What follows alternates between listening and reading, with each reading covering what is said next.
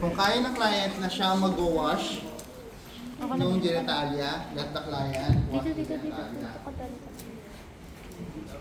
If kung gusto nyo gamitan ng towel, pwede. Pero mas maganda kung i-wash na lang talaga. Pwedeng another health worker, help ka, and then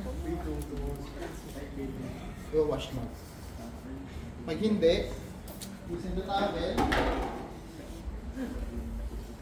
syempre, start ka inside sa labia minora, labia majora, and then external part.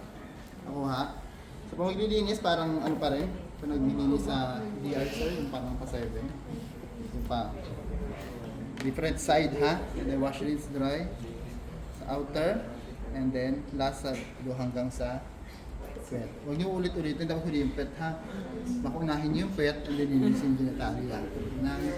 Unahin ng expect natin pinakamalinis na part.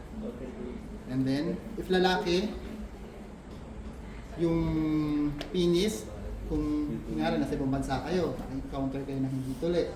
So, i-expose niyo yung glans penis by retracting the refuse.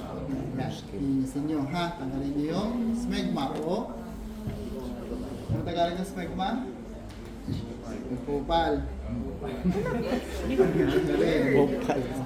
Hindi na nila alam yun ang tawag sa ng kupal eh. Hindi na alam yung pala ibig sabihin mo. Yan. Tapos, tingin niyo yung shaft pababa hanggang sa scrotum pupunta sa wet. Done?